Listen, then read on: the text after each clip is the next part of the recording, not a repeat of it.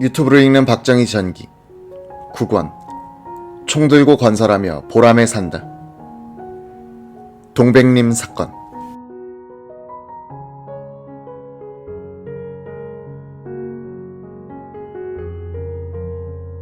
(1967년 7월 1일) 제6대 대통령에 취임한 박정희는 1966년 말로 매듭지어진 제1차 경제개발 5개년 계획에 연이어 실시된 제2차 경제개발 5개년 계획에 몰두해야 했다.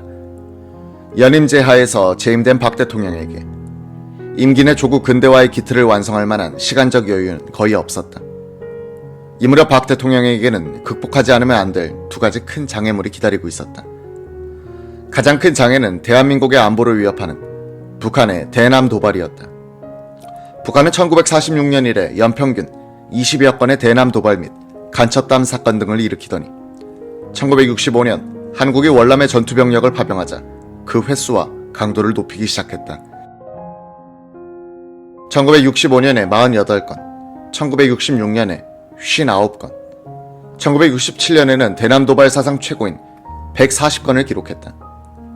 1966년에서 1969년까지 통계에 따르면 비무장지대에서 540건의 총격전이 벌어졌다.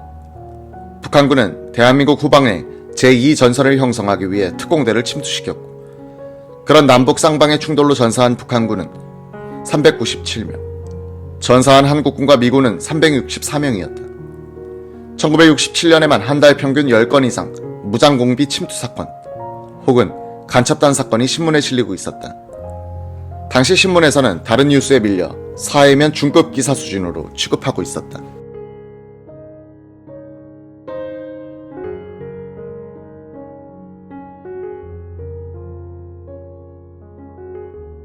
대통령 취임식이 열리던 1967년 7월 1일 오후에도 강원도 양구군 전방에서 3쿼터를 타고 귀대하던 아군에게 무장공비가 수류탄을 투척해 장교와 사병 7명이 그 자리에서 사망했으며, 이날부터 사흘 동안 전방에서만 무장 침투 간첩 10명이 아군의 저지선에 걸려 사살되기도 했다.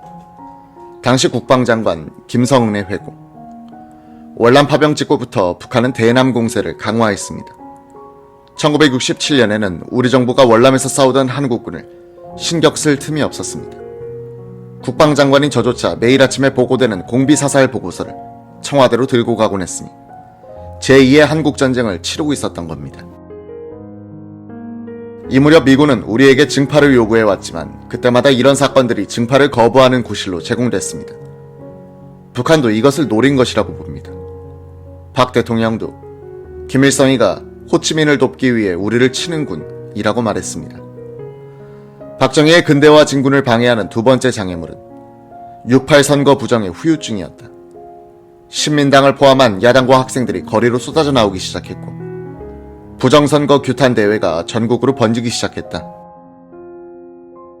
7월 5일 신민당 김대중 대변인은 신민당은 6.8 총선거 무효소송을 일괄 제기하기로 했으며, 지역구 낙선자가 개별적으로 선거 무효소송을 내는 것도 당에서는 묵인할 방침이라며 정부 여당과의 비타협적 입장을 표명했다. 7월 6일 박정희 대통령은 청와대에서 기자들과 한담하는 가운데 신민당의 일괄 제소 방침을 전해 듣고 이렇게 말했다.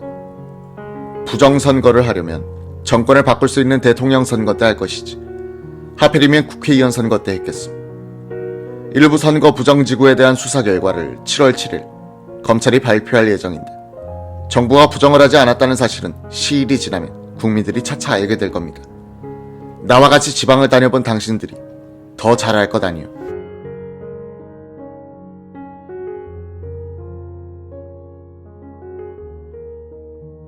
(1967년 7월 8일) 김영욱 중앙정보부장은 동백님을 거점으로 한 북괴 대남 공작단 사건을 발표했다. 일명 동백님 사건은 조선일보 이기양 기자의 실종 사건을 중앙정보부가 수사하던 중 그의 친구가 자수함으로써 세상에 드러나게 됐다.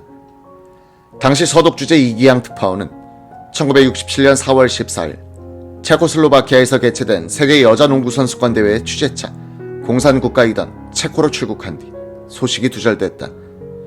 이 대회에서 한국팀은 박신자 선수의 맹활약으로 소련에 이어 세계 2위를 차지했다. 이 특파원의 실종도 덩달아 교민사회에 많은 소문을 낳고 있었다. 독일 교민사회에서는 자진월북, 납치 혹은 살해 등 각종 소문이 떠돌아 조선일보 사측은 사안이 명확하게 판단되기 전까지 가능한 보도를 자제하고 있었다. 조선일보사는 이 기자가 체코로 출발한 지 5일 동안 연락이 두절되자 4월 19일 일본 동경을 경유해 체코 프라하에 한국 여자농구선수단의 국제전화로 이 기자의 동정을 알아봤지만 입국 및 체류 여부에 대해 일절 들은 바 없다는 회신이었다. 4월 25일 독일 본을 경유해 귀국한 선수단원들로부터 이 기자를 목격한 단원을 발견할 수 없었다. 5월 초 중앙정보부 수사국 이용택 수사과장이 우연히 조선일보 사장실에 들렀다가 방우영 사장으로부터 이 사실을 전해들었다. 아우님, 그 우리 서독 특파원 이기양 기자가 어떻게 됐는지 좀 알고 있어. 무슨 말씀이신죠? 체코에서 열리는 농구대회를 취재하라고 지시했는데 도착했는지 어쨌는지 소식이 없어요. 전화를 걸어보면 독일 집에서는 부인이 받는데 체코에 들어갔다고 하고 체코는 공산국가라 확인할 길도 없고 벌써 보름이 지났거든. 글쎄요, 한번 알아보겠습니다. 이용택 과장은 최근 필자에게 그 순간을 이렇게 회고했다. 1967년에 들어서자 미국 정보기관에서 우리에게 유럽을 주의하라고 기뜸해주고 있었습니다.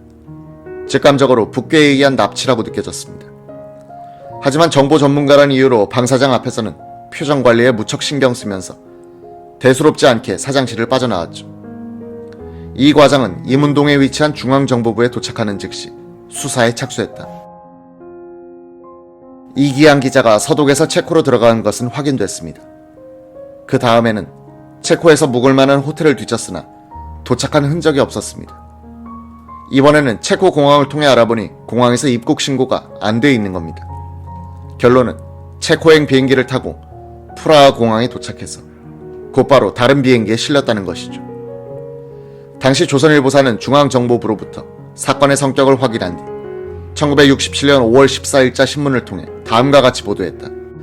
체코슬로바키아의 프라하에서 열린 제5회 세계 여자 농구 선수권 대회를 취재하기 위해 지난 4월 14일 체코에 입국했던 이 특파원이 현재 체코 당국에 의해 억류되고 있는 것으로 알려지고 있으나 한 달이 지난 14일 현재 그의 소재는 확인되지 않고 있다. 이날 아침 라디오 방송을 통해 이기양 기자의 행방불명 사건을 접한 임석진 박사는 귀국한 지 1년여 동안 자신을 불안하게 만든 모종의 공포와 직면했다. 서독 유학 당시 임석진은 절친한 친구인 이기양 기자를 포섭해 북한 대사관에 연결시킨 장본인이기 때문이었다. 이런 이유로 친구 이기양에 대해 도덕적 책임감을 갖고 있던 차에 친구가 북한에 의해 납치된 것으로 여겨지자 북한에 대한 적개심이 솟아나면서 공포가 사라졌다고 한다.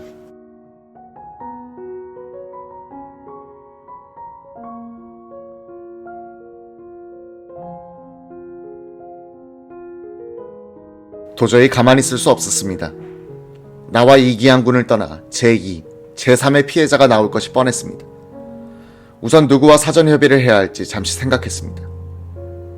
여러 가지 복잡하게 얽힌 문제들이 많은데 이걸 제대로 이해해주고 종합적으로 상의할 사람이 필요했습니다.